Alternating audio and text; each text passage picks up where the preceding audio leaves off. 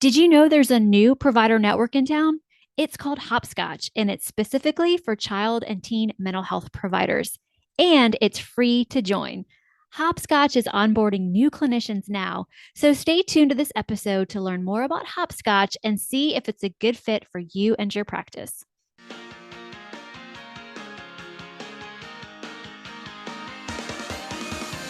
Welcome to the Therapy Show podcast. I'm your host, Lisa Mustard. In each episode, I interview a seasoned and knowledgeable talk therapist from the counseling world to glean valuable insights, techniques, and tools that you can apply to your practice and your life. And if you're considering a career in the counseling field or just want to hear about what it's like to be a talk therapist, then this is the podcast for you.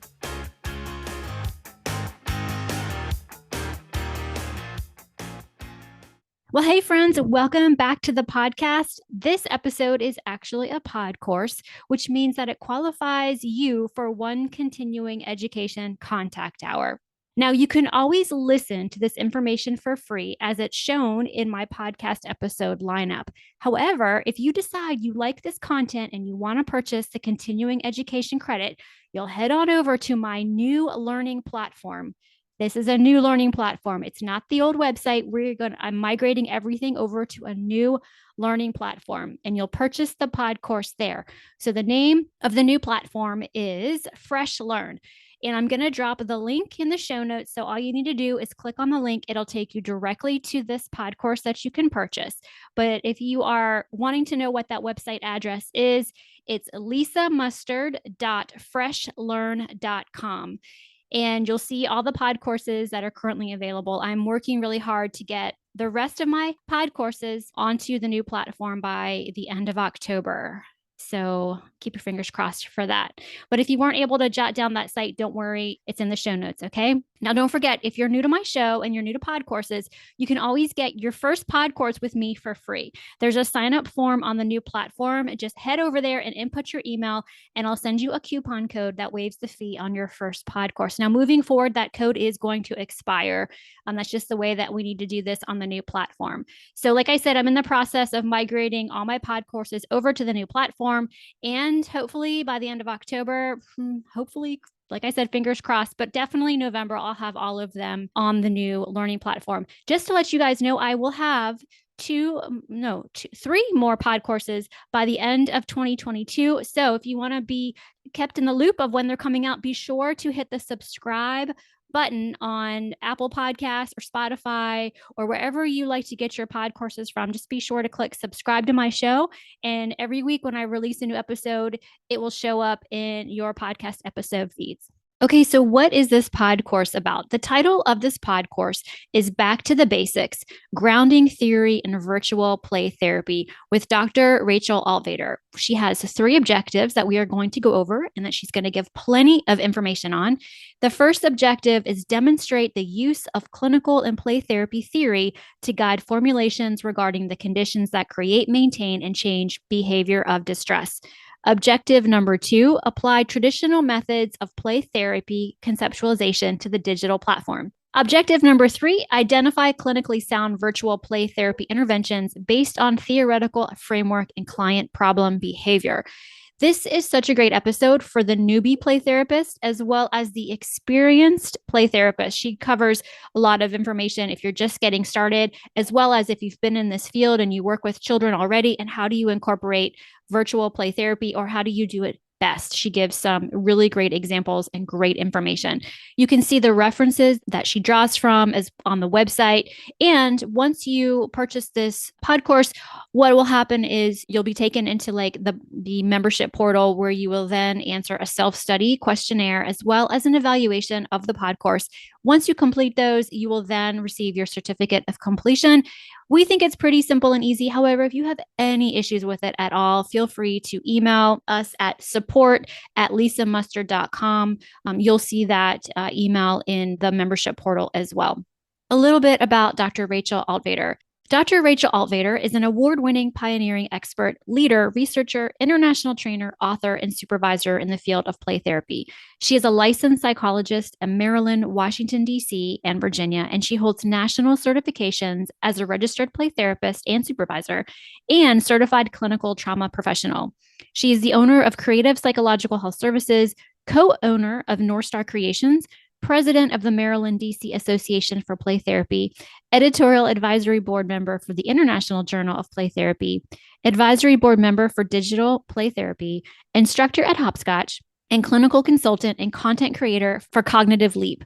Dr. Altvater published her research in the International Journal of Play Therapy on technology use in play therapy and is a contributing author in numerous scholarly texts on implementing digital technologies in play therapy practice. You guys are in for an amazing conversation, and we hope that you find value and that you enjoy what you learned today.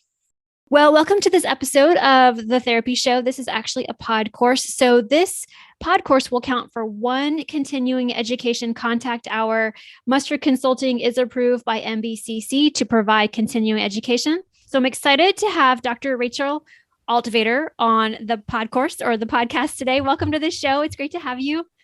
Thank you for having me. I'm so excited to be here today. I can't wait to chat. Yeah, I know. I'm really excited. And I've had, just to let everybody know, setting this up with you has been just a breeze. It's been so fun. I know you have so much energy and passion for what you do. So I'm really been looking forward to what you are going to teach us today. Before we dive into the objectives, would you share a little bit about who you are, what you do, how you got into this field, maybe how you decided that play therapy was your niche?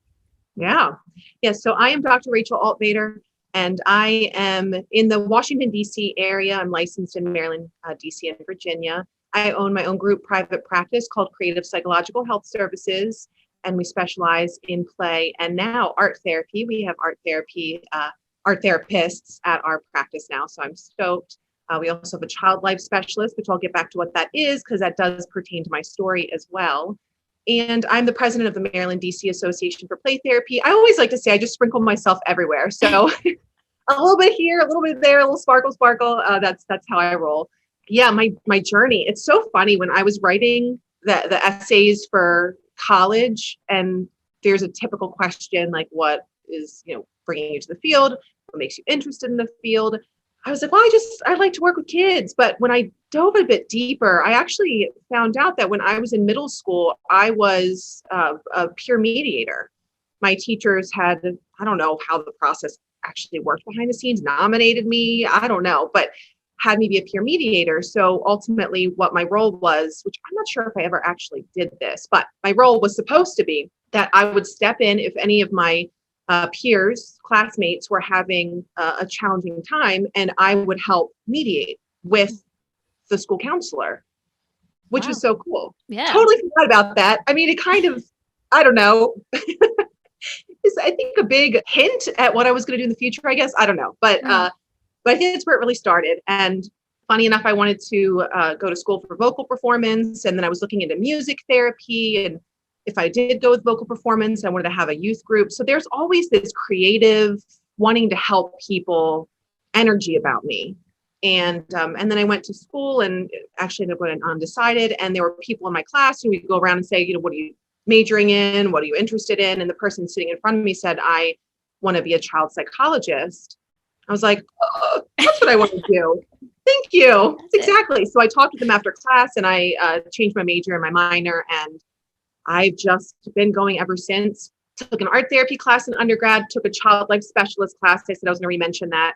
Child life specialists are basically play therapists in the hospital. So they are the professionals that go into, I don't know, doctor's visits, hospital settings, different medical type appointments, and help kids regulate prior to any medical procedure, or just help kids play through what's going to happen, medically speaking, so that they have a decrease in, fear, anxiety, an increase in a sense of control and understanding what's going on.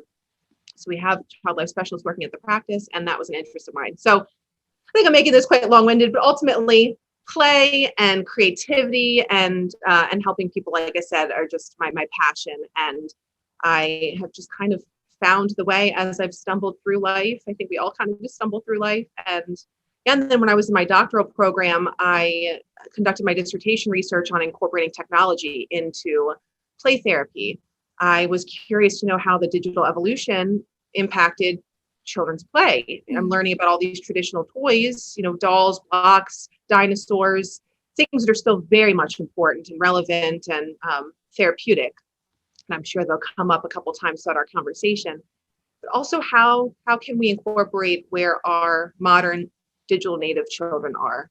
And so that kind of, I tacked on some interest in incorporating technology, and I implement VR and apps and gaming and all kinds of fun digital technologies in my practice. So that's a little bit about me and my journey and where I am. That's amazing. How long have you been in practice? Like, how long have you been licensed and practicing?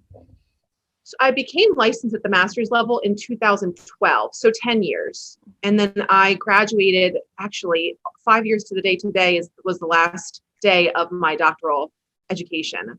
Gotcha. Wow. So, yeah. And so I'm just really curious, like, did you go right into private practice? Did you know that you always wanted to own your own practice? Like, can you share a little bit about that? Yeah, it's so funny. I was just thinking about that this morning, thinking about I'd like to scroll through my time hop and see what memories popped up. And I was like, 5 years ago today. And it was funny. I thought, wow, when I was about to graduate, I had said, within 5 years or maybe after 5 years, I would open up my own private practice. And it got to a point where I was like, why not now? But yeah, I like private practice. I don't know if I really knew that that's where I was going to, but I wanted to open up something. Private practice clinic, something. I know that I wanted to be in a leadership position of some sort. And yeah, I graduated and then I worked at another private practice. And yeah, like I said, I just one day was like, why not just start mine now? Like I think a lot of times we have goals and it's so important for us to work towards those goals. And then it just gets to a place where like, we need to just do it, right? Like the first step is always the hardest. So yeah, a year after I graduated, I decided to start to pursue my own practice while I was working at another practice simultaneously. Cool. And so where you are right now, of course, is virtual because we're doing this via Zoom, but can you share a little bit about, so are you mainly virtual telehealth, or tell us a little bit about what that looks like for you now? Yeah, I love, like I said, I'll just sprinkle myself everywhere. So I love to do the different things. So I have an in-person day one day, and then I have 3 teletherapy days. And then one day is for other professional development related matters, the practice, behind the scenes work. So it's a mix, but primarily I am virtual. Nice. Okay. And you said that you are licensed in DC, Maryland, and Virginia. So you can see patients in all 3 of those, 2 states and a district. That's really cool. Yes. And I'm also a Psy.D provider. So there are interjurisdictional credentials where you are able to practice in other states that have also signed on to those interjurisdictional practice.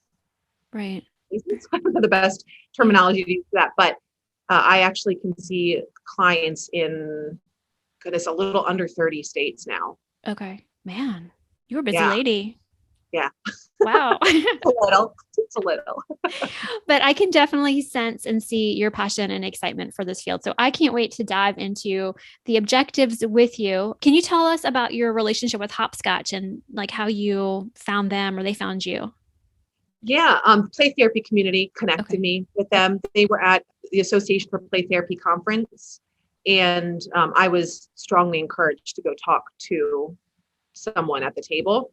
And so I was like, okay, great. And then I did, and I connected. And then because of my expertise in the digital mental health world, they wanted me to jump on board to provide some trainings. So I provided 2 different trainings, and I'm going to start assisting with consultation as well. Awesome. So kind of more of, I guess, the added support and guidance for providers. Very cool. That's exciting. Get to, dip your toe in another area. So, all right. Well, I am like so excited to talk to you about this topic. And just so you know, I don't know anything about play therapy. Like it is not I'm a marriage and family therapist. I don't really work with a lot of kids anymore. Not that they scare me, but I have children. And I think once I had children, I was like, I got enough going on with my own kids. I just knew that wasn't the direction I wanted to go. And so I can't wait to learn from you. Okay. So the first objective, So maybe I should start with the topic. Back to the basics, grounding theory in virtual play therapy. Is grounding theory a certain type of theory, or is that something that you came up with? I don't know anything about that. Yeah, it's us grounding ourselves in our own theoretical framework. Gotcha. Yeah. Okay, makes sense. So as we think about that, we're going to be talking about, as therapists, our own theories and how we work with people or children, but especially how do we use those play therapy theories while we're doing virtual work. Did I hit? Is that right? Okay. All right. Awesome. Okay. So I got it. Yay. Okay. So the first objective is demonstrate the use of clinical and play therapy theory to guide formulations regarding the conditions that create, maintain, and change behavior or distress. So that is a very big objective. Where would you like to start in talking about that? I think honestly, just talking about what play therapy is and how that looks in practice is probably a great first place. Okay. Because I mean, it was so helpful for you to even just mention that you're not aware of play therapy, which helps me recognize that a lot of people who are listening, even if they do specialize in child and adolescent work, aren't going to necessarily understand what play therapy is. So if we are going back to basics, I think that's the great place to start. Okay. And then I can transform into talking about the different types of play therapy theory and how play really is a change agent. Okay. The relationship really is the change agent, but play is very healing. So I think really it's just tapping into that. Okay. Perfect. Making it sound extra fancy with the sound like. Yeah, when we add the objectives in, we always sound a little bit like we sound so professional and fancy, but I love just the conversation. You explained that, you broke it down really well. So yeah, okay, well, wherever you want to start with it, I am all ears. Yeah, it's actually funny. I want to quickly mention that it's kind of synonymous to like playing The Floor is Lava in session. How do we find a way to document this clinically, right? Like, how can we actually understand that this is a therapeutic intervention when we are just playing? And I'm going to air quote that. I'll come back to that in a second too. But yeah. Okay. So let's start with what's play therapy. What is play therapy? So it is a method of therapy for all ages. We probably will be talking more about children and teenagers, but really it can be utilized across the lifespan. So I want to mention that. But it's using play as an expressive medium through psychotherapy to assist individuals in processing their internal and external experiences. Children often lack the verbal abilities to fully understand and articulate what's going on. They know. Kids know a lot more than I think a lot of people realize. They are very perceptive. The thing is, they don't necessarily have, as I mentioned, the verbal ability quite yet, developmentally speaking, to really discuss like we do in talk therapy. So play is a way to help children externalize, meaning taking what is happening internally, emotionally speaking, and then placing it onto another object. It's called projection. Mm-hmm. It provides a safe enough distance to allow a child to work through their difficulties, or any human, but to work through their difficulties and heal. So that's a little nutshell of play therapy. I kind of did the air quote, the just playing. It's common for people from an outsider's perspective to see that we are just playing, right? What is going on? I want you to talk to my child about school, about relationships, about home, about their behaviors, whatever it may be. And children don't sit down and process things in that manner. Some do. Maybe, I guess I can't make like an absolute statement. Some do. Some will want to come in and talk. But a lot of times, if I try to talk to a child about what's going on in their world, oh, I heard you had a hard day at school. No, I didn't. Nope.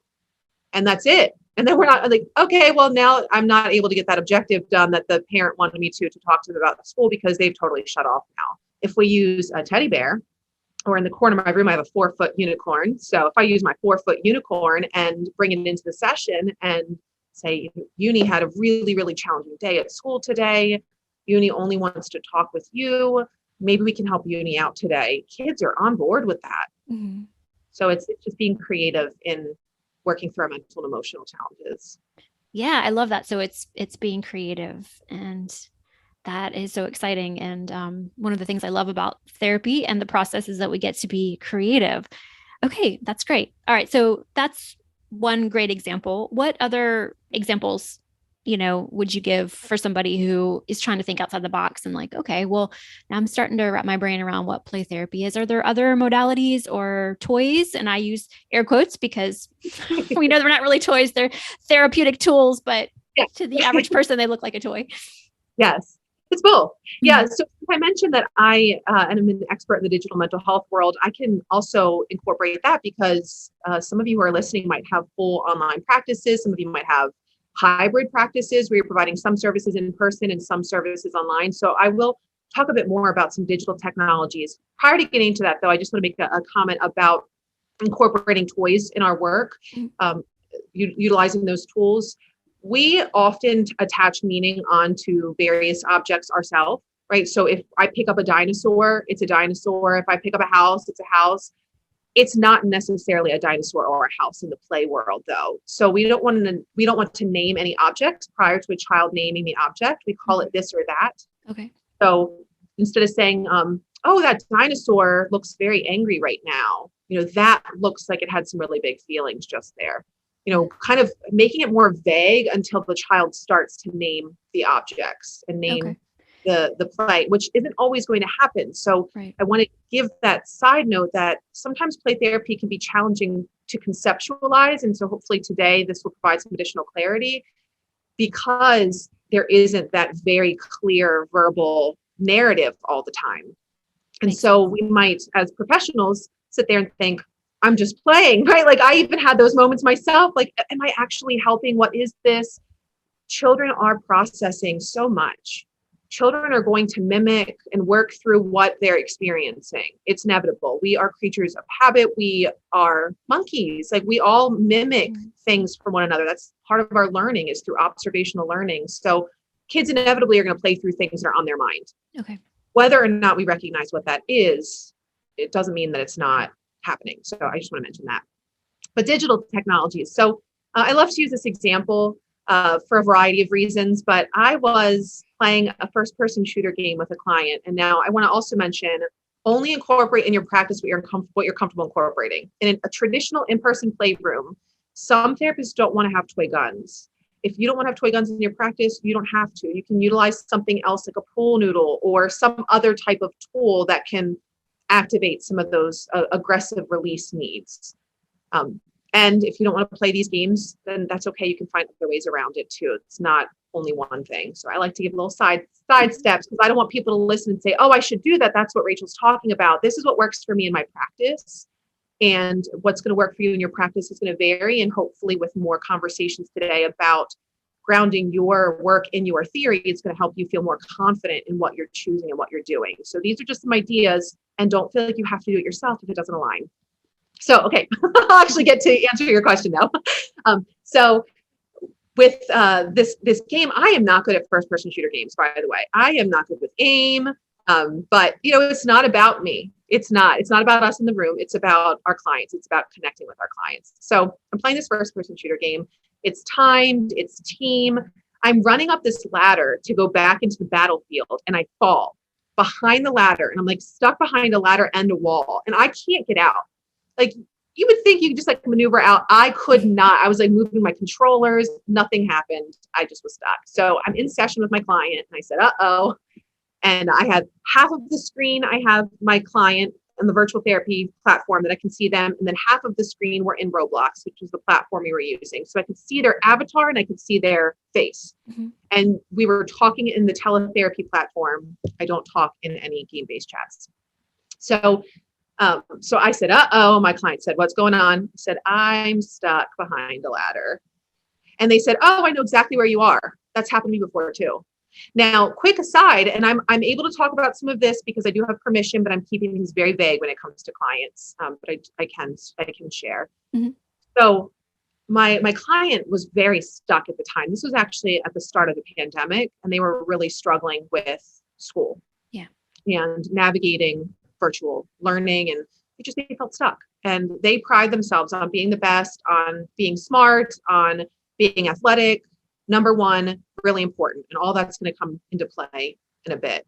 But the fact that I was stuck and my client was able to help me, it goes back to that projection, that externalization, that safe enough distance. Now my client can help me just like another client was helping Uni, right? Like, let's work through this stuckness.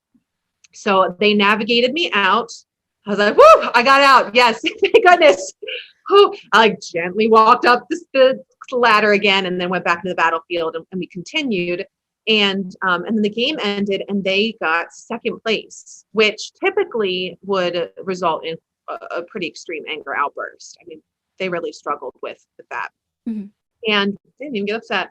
They weren't upset at all. I was like, wow, right?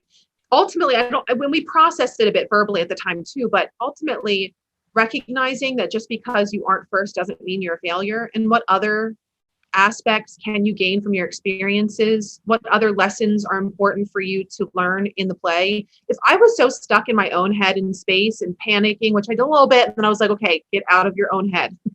This is about the process. This is about the relationship. This is about the therapy. This is about the client and their needs. And we're utilizing play to help them. It's not about me getting stuck and staying stuck in my own head.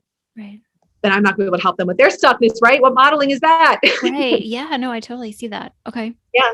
So then we processed it, like I mentioned, and they were able to tolerate their frustration. And around that time, they also started to appear to have a little bit more of a easier time navigating some losses and some perceived failures. Now, I don't think it was just because of that one interaction, but I do think that definitely helped. Right. So that's another different outside the box. It gave your client another experience of, being able to help another person, and also another experience of themselves, which I think is really cool. So cool. Yeah, absolutely. Yeah. Okay, so you're not just playing video games all day long with your clients. It's fascinating, really. It's pretty cool. You're playing Roblox. Like, I always thought, Roblox, my kids want to play it all the time, but it's interesting. Okay. All right. Nice. Yes, co-play is so important, right? Playing with our kids in therapy at home, having that play space is so helpful. It really is such an imaginative, connecting, regulating space. And when we are in the play, I know I was like saying before that if we're just playing, when we're in it, sometimes we do feel like we are quote unquote just playing because we're really part of the process. Yeah. And when we're really fully present with our client in that process, that's most important. Oftentimes my insights about the play arise afterwards. When I'm reflecting on the session, when I'm writing the note, then I start to pick up on more themes. I'm picking up on it when we're playing too at some points, but sometimes I'm so immersed in this space that I'm all in, I'm not really picking up on the conceptualization quite yet. So if you are in your sessions and you feel like you're just playing and you're really immersed in that world, it is part of the process and you are doing more than quote just playing. Right. Okay. So can you give some more examples of different types of play therapy theory, or can you go into that for our listeners? Yeah. So there are two main categories of play. There's non-directive and there's directive. Non-directive follows the humanistic client-centered model where the child is in the lead and we follow. And then with directive therapeutic models of play therapy, they really are like traditional play therapy models, CBT, systems, psychodynamic, Jungian, Adlerian, right? There's all of those models are applied to play therapy. There's a great book. It's called Foundations of Play Therapy by Dr. Charles Schaefer. He was one of the founders of the Association for Play Therapy and is referred to as, I think, the father of play therapy. But Foundations of Play Therapy is a phenomenal resource that goes into the various directive models. So to learn more, please definitely check that out. It's a red book. I like to say that. Okay. You're like, oh yeah, that's the one. It's very beneficial in going through what does the therapist do, what is the parent's role, and what does the child do in sessions. So very helpful. But ultimately, it's so important for us to recognize what is our core theoretical framework when we are implementing any therapy intervention. And I think a common answer to that now is eclectic, integrative, or prescriptive, which is great. And honestly, the more that we learn about various theories, it makes sense for us to implement various aspects of the various theories. I do encourage you all, though, to lean into a primary theoretical model first. Mm-hmm. We want to have a very firm basis in what we're doing, and then we can implement more interventions and various aspects of other theories. If we don't have a core foundation, then it's going to be harder for us to really recognize what it is to implement and do, or how it's therapeutic. Right. So definitely just keep that in mind. Okay. So I say that I'm humanistic as a psychologist. So a lot of what I'm going to share is going to come from a humanistic client-centered model, but I will probably be implementing other discussions as well. Mm-hmm. I think that's a nutshell of the two main types. Okay, great. That's really helpful. So would you say that nowadays most play therapists are going to be, do they fall into the camp of, you said non-directive more so than? Well, I actually think a lot of play therapists blend both. Mm-hmm. Right? Kind of back to the eclectic, integrative, prescriptive, which are similar but different concepts. But ultimately, generally speaking, it's applying different aspects of theoretical models. Gotcha. Yeah. And I would say, like, when I'm working with people in therapy, I mean, it's integrative as well, humanistic. And I think that you're right. Like, coming out of grad school, first going into practice, it's like have that primary theory that you're working out of, and where you believe change happens and how it happens. And then from there, you can kind of, as you get more experienced and you just encounter different types of people and different issues and problems, you start to pull in different techniques and tools. I agree. I think that's, sounds like my graduate school professors are in line with your graduate school professors. Like, yeah. Thank you. Yeah, I know. You listened. I promise. Yeah, we listen. We're listening. We're doing what you said to do. Exactly. Yeah. Okay. Which is fascinating because in so many, and I remember coming out of grad school as a total aside, like wanting to like pick my theory and pick how I worked with people. And this is how I do it. And that definitely can get in the way of helping people sometimes. So Hopscotch takes the hassle out of your child and adolescent private practice so that you can spend your time and energy on the things that you love. They take care of all the billing and admin work, manage insurance credentialing, deliver competitive session rates and guaranteed payment, plus provide a comprehensive software platform. You get to focus on your clients and let Hopscotch take care of the rest. They provide a listing on their provider directory, enhanced session rates, a dedicated billing and admin support team, plus a HIPAA-compliant telehealth. And when you join Hopscotch's free provider network, you'll receive competitive reimbursement rates. You'll also have access to their interactive, clinician-developed digital content specifically created for kids and teens, along with exercises for at-home parent-child engagement. Other network perks include free continuing education, peer consultation groups, virtual community meetups, and play-based intervention video demos. Are you curious to learn more about this exciting opportunity for child and adolescent providers? If so, head on over to joinhopscotch.com and click on the For Providers section at the top of the page. Once you submit the form at joinhopscotch.com/for-providers, their team will connect with you for a short call to answer any of your questions and talk about next steps. In less than 45 days, you could be ready to begin seeing clients. So if you're ready to get going, that's joinhopscotch.com. Once again, joinhopscotch.com.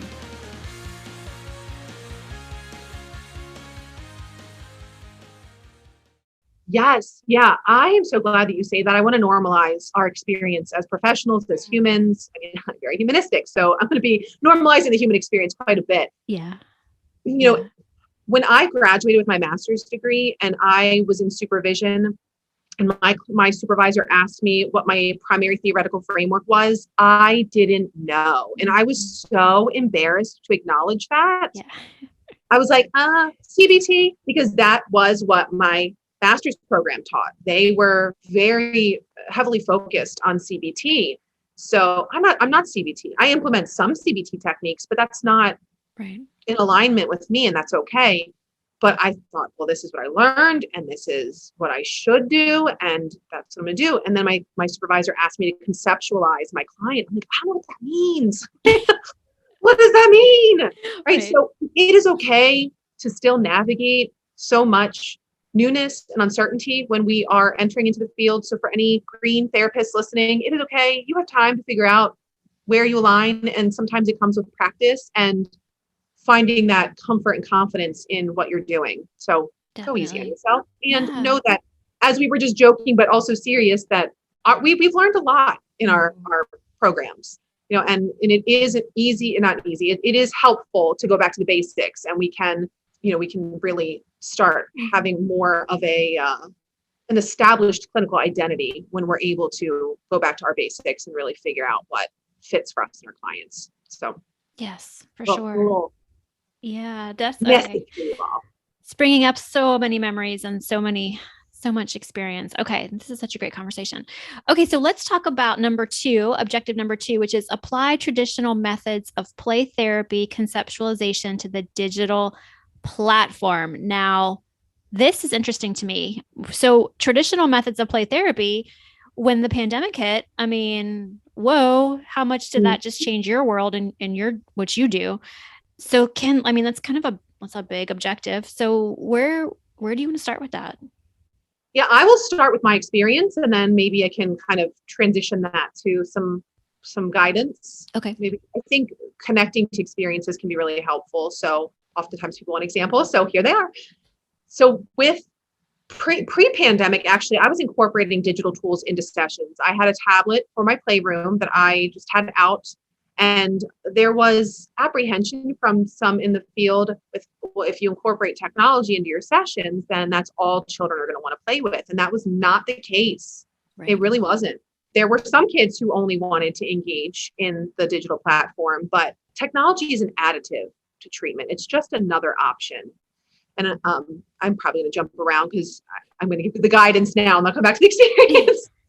But when we recognize that it's just another tool in the space and it doesn't replace what's already there, it actually helps us recognize that it can amplify the treatment that we're providing. It's a way to provide alternate opportunities for children to express and project what it is that they're encountering in a way that is comfortable and familiar to them. So pre-pandemic, I did incorporate digital technologies. Like I said, I had a tablet out, and my clients knew that it was part of the play space. And if they wanted to engage in play, they could. I have various apps. I have a virtual sand tray app where it's actually a sand tray. You can add miniatures on the tablet, which is so cool. And there is a bunch of different apps that are like ASMR and relaxation and breathing. I guess it's all kind of synonymous. They're all in the same realm. And then there's other types of games that I can get into, but that was already happening. So when the pandemic occurred, when I transitioned to online with my clients, it was a smoother transition because my clients were already familiar with some of the digital technologies. We just jumped into Roblox together versus them being on my tablet. Or I created a virtual playroom and we were able to enter into a virtual play space, which the Hopscotch community that's listening, you can check out a provider training on how to build a virtual playroom by yours truly. So check that out. But yeah, so it was a smoother transition for me, which I think helped me provide additional guidance at the start. From a lot of people, though, that was not the case. For a lot of people, it was, what do we do? How do we implement our interventions online? Like how all of our toys are in office, like how do we do this? And so a lot of therapists got very creative with trying to find different ways, whether that was having a child have a portable play kit, or like that they would pick up from the practice or the practice would send to them, or, children would screen share, therapists would screen share, all different kinds of things. Something that I was noticing, though, that I want to highlight, because of our own anxiety, a lot of people were seeking intervention recommendations, which is great, helpful, and not necessarily rooted in theory. So I recognized after several months, more and more therapists started burning out. Now, of course, the fact that we're in a global pandemic and helping people navigate their mental health as we're navigating our own, like that is heavy and absolutely was burning people out. I also think the virtual play space, incorporating digital technologies, because it was so novice and unfamiliar and uncomfortable, people were not necessarily finding their theory. And really focusing on how they can implement their theory on the virtual platform and with digital tools. It was, I need an intervention for ADHD, for anxiety, for behavior problems, for this, for that, for sleeping difficulties. And again, helpful for the short term, but we really want to make sure when we implement different interventions that it is grounded in our theoretical framework. Right. I don't know if that answered your question. I kind of think no. Thanks. I like your I liked your observation, and I think that kind of mirrors a lot what other therapists and other niches were going through. Like, you're doing this virtual work, everybody's anxious, everybody's nervous, everybody wants like what can I do right now to ease my anxiety? And I think as therapists, we want to help our clients or patients so much that we're like grabbing stuff and like, okay, let's try this, instead of like, whoa, like, okay, let's take a couple steps back. I mean, I've been there with lots of clients. So I totally see what you're saying. And it's interesting that you noticed that from your niche and from, the way your modality. That's really cool. I mean, really, really neat. How were your clients? How are they presenting differently? I guess. I mean, that's a big question, but like the ones that maybe I should change that question. So did you get a lot of new clients, I guess, when the pandemic hit? Like, did all of a sudden you started to get more referrals and you were just overwhelmed? Maybe that's the question I should ask instead. Yeah, my practice at the start of the pandemic was 3 of us. And the 2 other therapists had just started in the fall. Like, I just opened my first practice location December 2019. We were working out of a shared space. So we opened the practice, and then just like 3 months later, the pandemic happened and everything shut down. So we started with 3. As of today, we have 16 therapists. Wow. Yeah. Wow.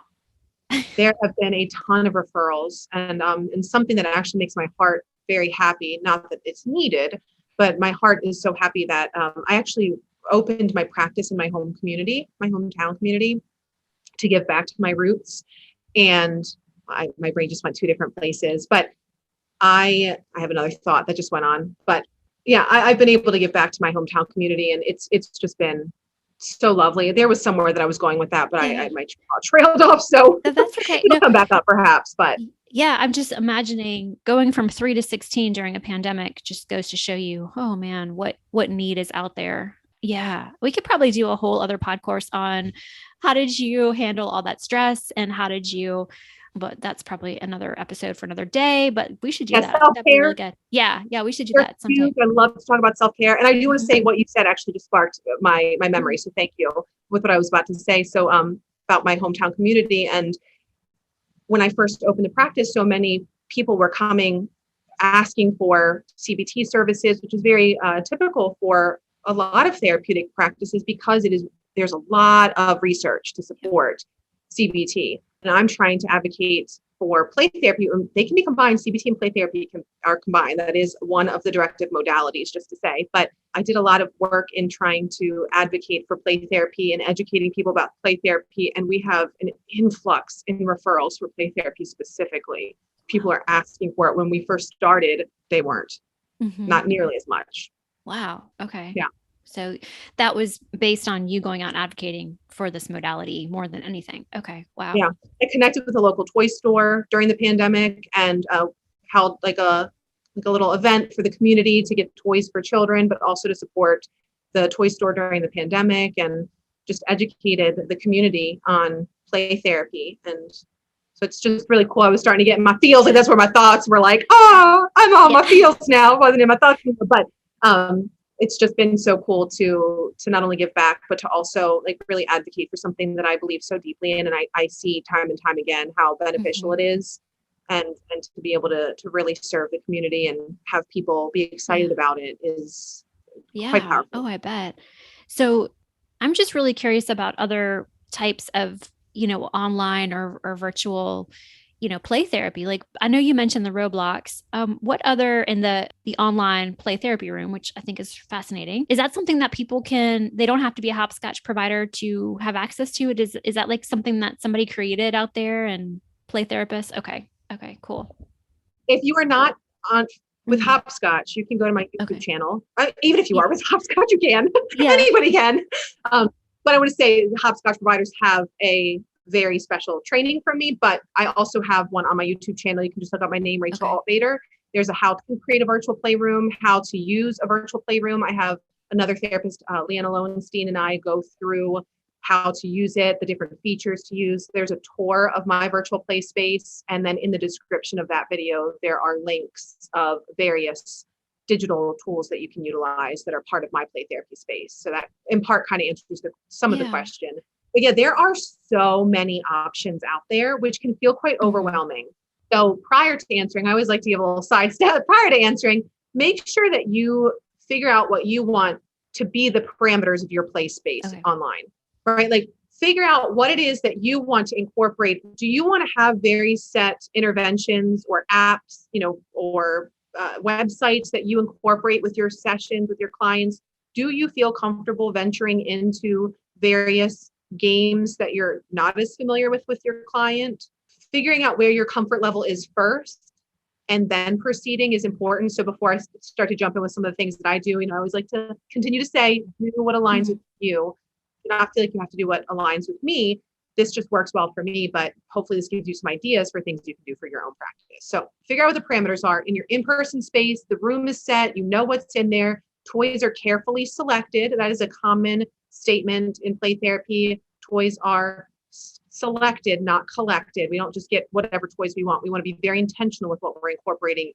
We want to make sure that what we're adding aligns with certain thematic material. We want to have real life objects. We want to have nature, animals, fear-based, protection, religion and spirituality, I already said nature, more nature, just of a variety of different categories to evoke a variety of different experiences and to allow for a variety of projective experiences. But we want to make sure that we are selecting things intentionally. And so having said that, because I'm humanistic, I really love to follow my client's lead. Most of what I utilize in sessions tends to come from what the client brings in. A lot of my clients, especially the late elementary school age, really love Roblox, even middle school. So a lot of my clients play Roblox. For those listening who aren't as familiar with Roblox, it's a kind of like, someone likened it to Netflix, where like Netflix is the overall name of the platform, but then you watch various movies and television shows underneath the Netflix umbrella. Roblox is a gaming platform, but then underneath Roblox, there are all the different games. So Roblox itself isn't the game. Roblox is the platform. And then there's a variety of different games. There's fear-based games. There's RPGs, which are role-playing games. There are nurturance-based games, all kinds of different games. I like to say things like that. It's nurturance-based, it's aggressive-based, it's role-playing, because that's what we think of in play therapy.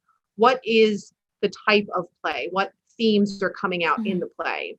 What we're using in our sessions is really a medium to help us activate certain aspects of a child's psyche that need to be activated and worked through. If a child is struggling behaviorally and maybe is having emotional outbursts, they might be more likely to engage in aggressive-based play. That's not to say that that's making them more aggressive. It's just to say that it's an outlet for them to process, release, express, work through, whatever it may be, their emotional needs. So I just want to say that too, that there is this common thought that violent video games make children more violent. It's not the case. There's research that shows that that's not the case. It really is an outlet for children to be able to effectively channel what it is that they're navigating. So I'll come back and actually continue to answer your question. All side steps are super important though, and definitely relevant in choosing what's going to be best for your practice. But yeah, Roblox a lot. I've watched several of my clients play Fortnite. I haven't actually played Fortnite myself. Fortnite is I can't think of the actual type of game.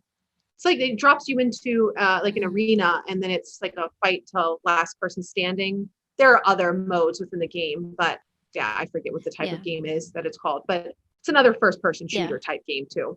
I mentioned ASMR, which is like the different sounds that a lot of people like. A lot of my clients seem to like that too, for just relaxing and grounding. So we will pull up YouTube videos sometimes of different ASMR sounds and like all the slime That's really popular, like people poking slime and it making different noises. YouTube in general is really helpful. YouTube is a modern toy. In 2019, this is oddly specific, but I used to say last year, and now that now it's years later. It still feels like last year, but in 2019, the most, I don't know if it was the most popular or the highest paying YouTuber, one or the other or both, was a child named Ryan. Ryan's World. If you see it, maybe it looks like you're familiar with Ryan. I think so, yeah. So Ryan is a child who unboxes toys and plays with toys. Crazy.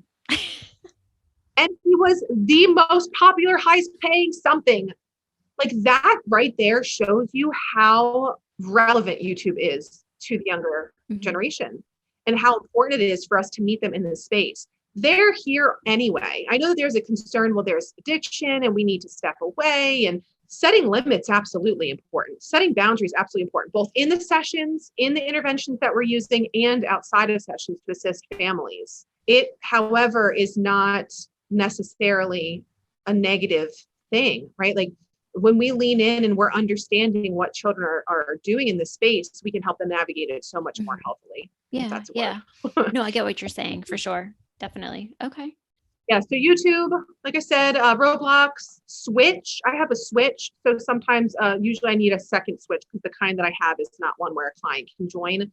There's like different versions. Mine's like my own individual one, but you can play online still. Hopefully that's not confusing for people. There are some consoles where you have like 2 controllers and 2 people can play on that. There's a Switch version where like you can do that. I don't have that Switch. I have the one where it's just for me, but you can still join. So a lot of my Switch play during the pandemic was in Animal Crossing. That was really popular. That was a favorite of mine as well. So I'd visit my clients' islands. They would visit mine. We would provide resources. It's like building a house, right? It's synonymous to a dollhouse. There's an app called Toca Life World, which is also synonymous to a dollhouse. So lots of options.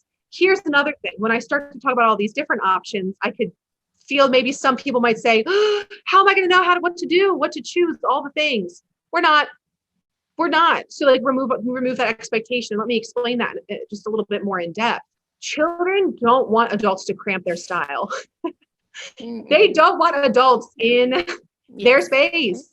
Like as soon as we enter, well, let me say they want us somewhat there, right? They want some co-play. They want some connection. They want us to be interested in what they're interested in. Yes. And they want their privacy. Once we start to learn more about the different things that they're interested in, the toys, the virtual toys, the social media sites, whatever it may be, they're on to the next. Like they don't want to be in our space. I use Facebook. Facebook is apparently for old people. I'm air quoting in case anyone's listening and not seeing me air quote, because kids are like, no, that's your space. We're over here. It doesn't have to be like that. And there is like, a mix of, I'm not trying to say it's like all, one generation over the other, but I just want to say kids want their own space, right? As soon as we venture into a certain game or, like I said, a social media site, children want to try something different. So please know that no matter how much you learn and how much you know, there's always going to be more to learn and know, and it's okay to not know everything. It's important for us to know enough about the worlds that we're entering into with our clients so that we can conceptualize the play. We can make sure that we are grounding our work in our theory and that we're supporting our client in mitigating some of their mental and emotional challenges. Gotcha. Okay. Makes sense. But it's great. I mean, it all ties it together. So you're giving a good framework, but you're also giving plenty of leeway and freedom to the therapist that's, once again, the child is going to direct you and tell you what they want to do, how they want to play. And so you don't have to worry about being an expert at Animal Crossing or whatever it's called, or Roblox. You just need to be able to pay attention to the process. Yes. Children are experts. Like children, that's a huge thing in play therapy. We want kids to feel a sense of mastery, sense of control, a sense of permissiveness to be themselves. These are core play therapy tenets. And so being able to enter into a space where the child is the expert, like we want them to be anyway, but they really, really are. And I think our own discomfort and seeming lack of incompetence, that's how we feel in these spaces a lot of times, is very anxiety provoking. Of course, we don't want to provide services that we don't feel confident about what we're doing or where we're going. Absolutely. right? Like we have to make sure that we're competent in what we're doing. Being the most competent in every single game, though, you don't need to. Like children will teach you. I want to actually give an example of this exact concept that we're talking about. I was playing Minecraft, which is another thing, with a client, and they wanted to find diamonds. And so they said, you dig down, you keep digging, you keep digging, you keep digging. And like we were digging like almost the whole session. That was a lot of labor, right? But then let's like also look at that for a quick second. How much effort and energy you're putting in to reach your goals. That's amazing, right? Like, isn't that what we're doing in therapy? We're working towards our goals, and it takes time and we want it right now, right now, right now. But like, let's take the session to like dig deeper, literally and figuratively speaking. So we dig. We actually don't end up finding diamonds, and that was it for the session. I don't even know if they came back and looked for diamonds later, but another client around the same time also wanted to find diamonds. And I was like, I know how to find diamonds. I was like so excited. Like, yes, I'm finally an expert in Minecraft. Woohoo! Wrong. I was like, oh, I know how to find diamonds. And my client was all excited. I'm like, oh, you dig and you dig. And they're like, you never do that. And I was like, oh, what? You don't? Like, silly me. No, you have to find a cave. You need to walk around, you can find the cave, and then you go through the cave. You never dig down like that. And you can honestly find diamonds either way, right? Like the process matters to the client. Us knowing every single thing there is to know, which again is unrealistic, is not helpful, not necessarily, right? Like knowing enough, right? Knowing like, okay, how can I navigate this space? How can I use my controllers? Knowing enough is important for us to feel like we can be fully immersed in the play. But our clients are going to show us the way. And especially from a humanistic framework, I'm following my client's lead. My client has within themselves the power to work through their difficulties.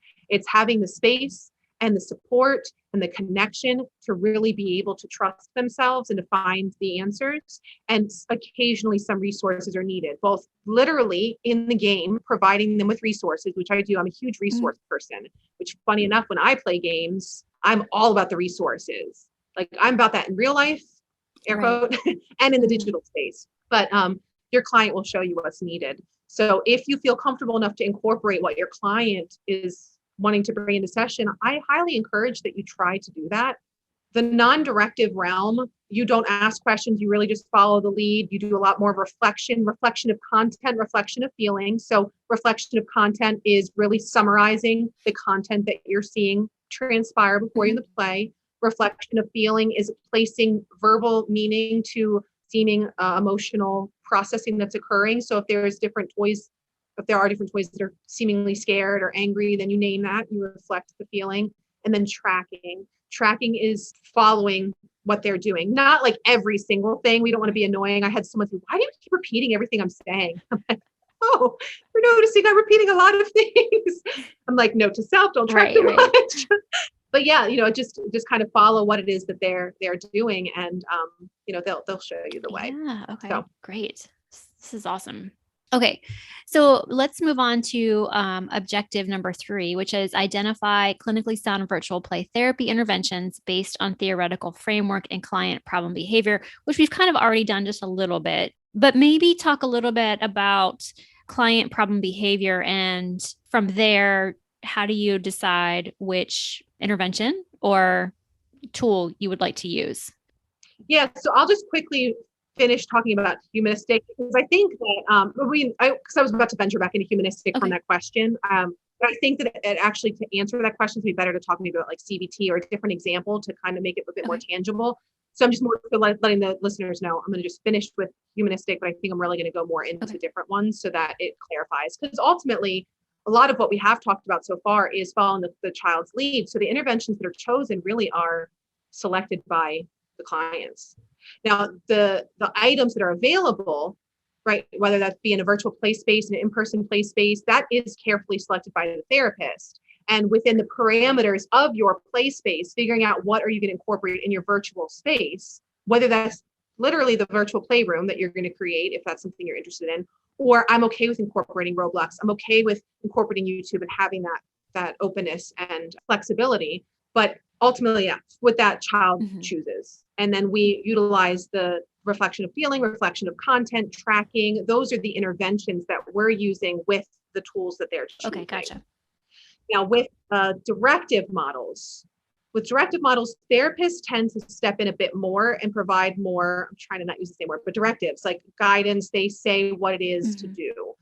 Let's say we're playing with the sand tray. And for those of you who might be a bit more newer to this, sand tray is basically a table with a tray filled with sand. Inside is painted blue, usually what represents water, and then it's filled with sand. And then there's a variety of miniatures, which are small representations of different objects. I was talking about different categories not too long ago, and they can build worlds in the sand. So from a CBT perspective, if you are a CBT therapist, you might want to think of the cognitive triad.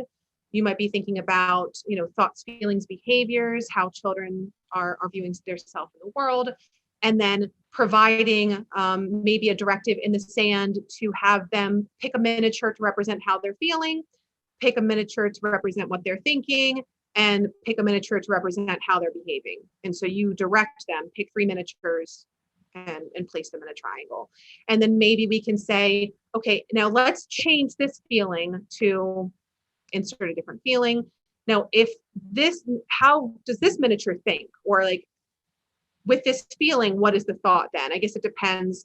If you want it to be a bit more externalized, you speak about the miniatures.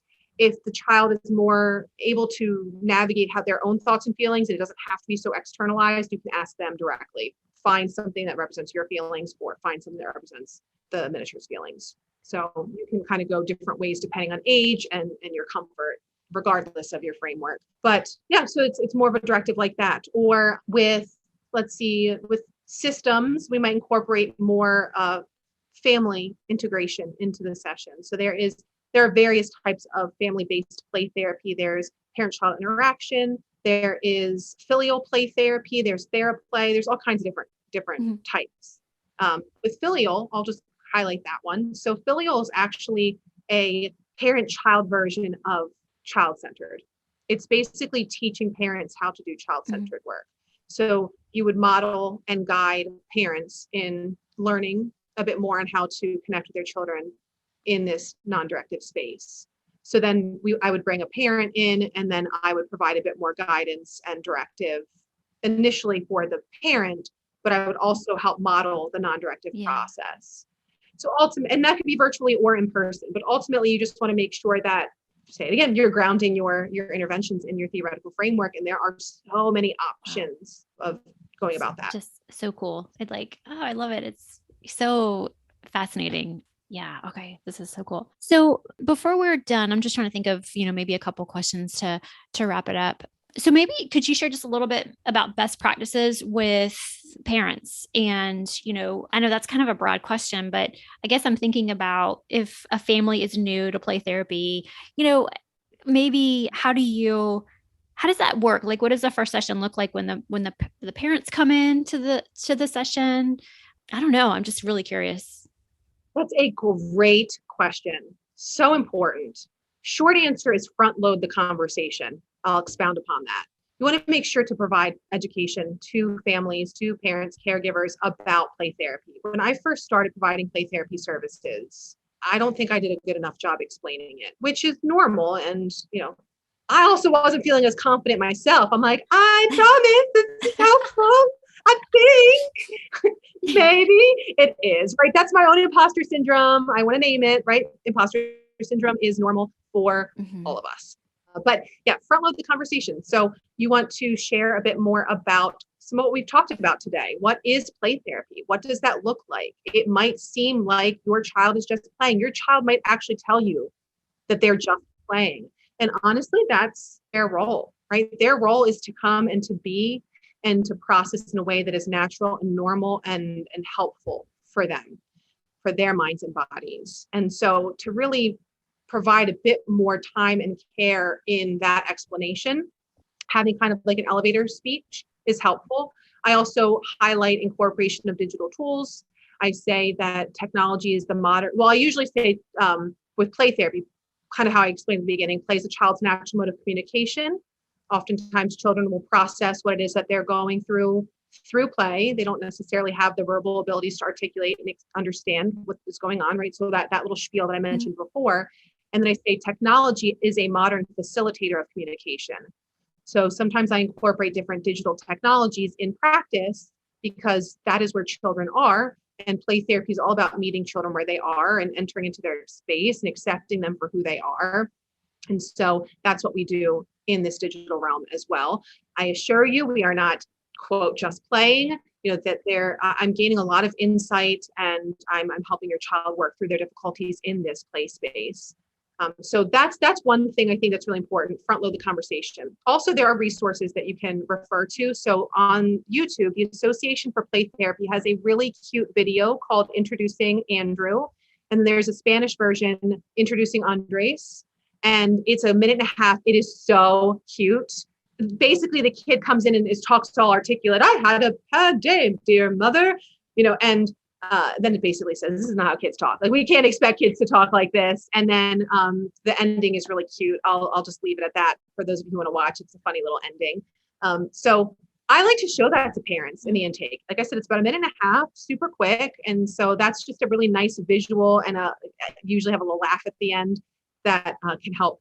There's also some free brochures from the Association for Play Therapy that you can get sent to you if you're a member. And on the Association for Play Therapy site, the website's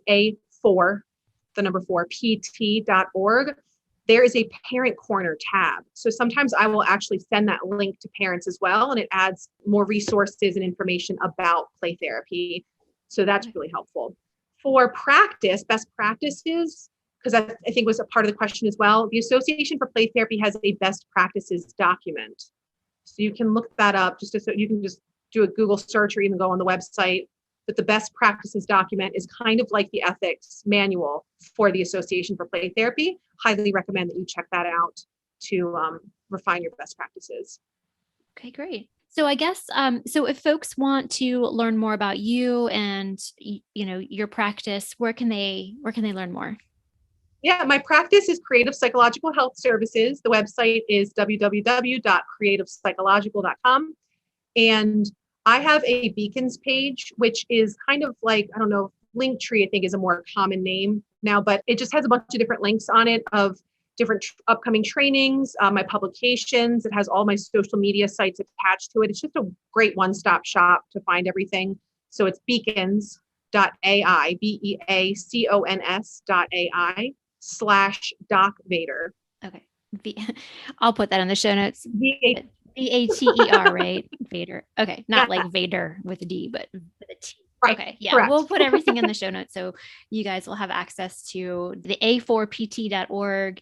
We'll link to that. And we'll also link to your Beacon site.